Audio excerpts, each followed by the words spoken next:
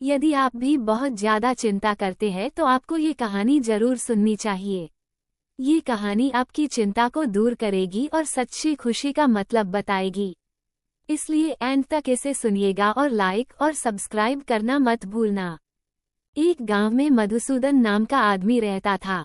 उसका एक बड़ा और सुंदर बगीचा था। एक दिन वो उस बगीचे में पानी दे रहा था।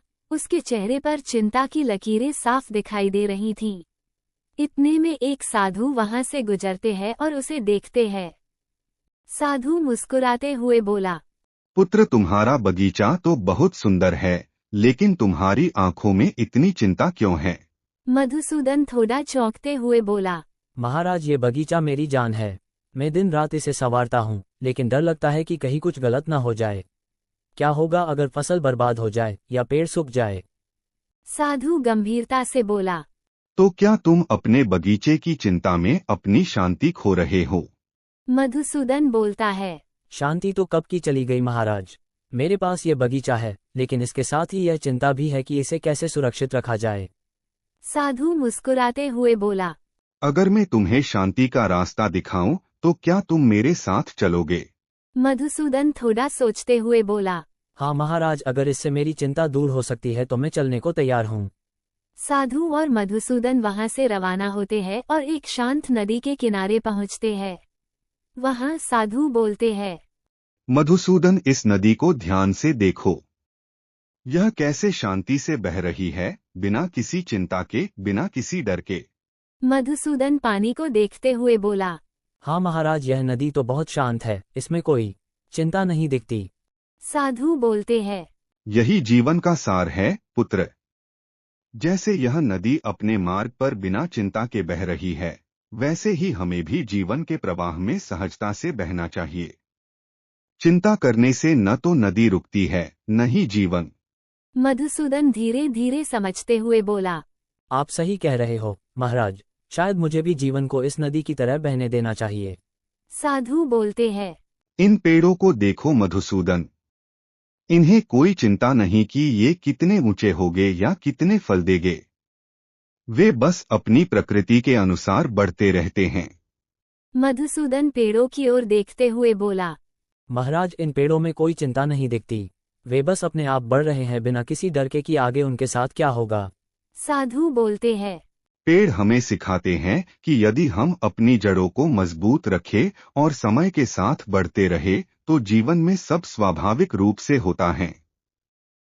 चिंता से कुछ नहीं बदलता, बल्कि शांति से हम अपने कार्यों को और बेहतर कर सकते हैं।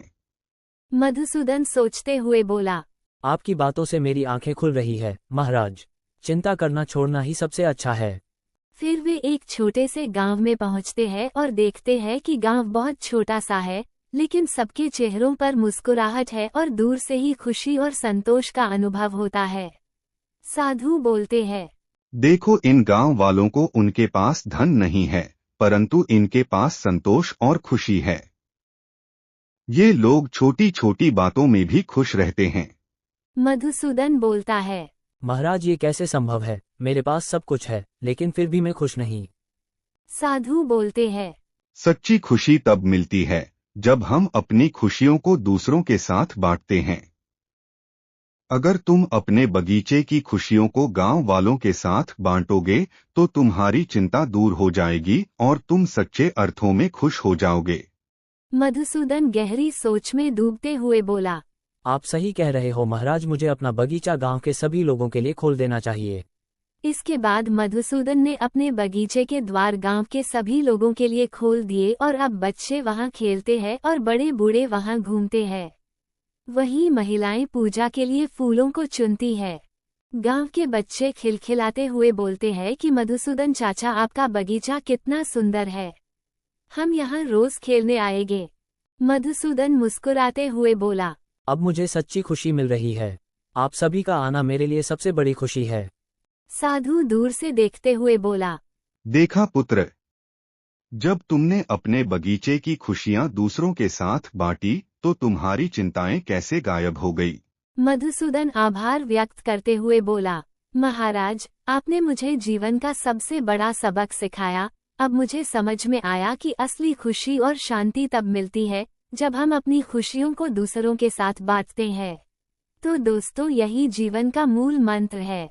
इसे हम सभी को भी याद रखना चाहिए कि अपनी खुशियों को दूसरों के साथ बांटने से सारी चिंताएं दूर हो जाती है। ऐसी और कहानियां सुनने के लिए लाइक और सब्सक्राइब जरूर कीजिएगा।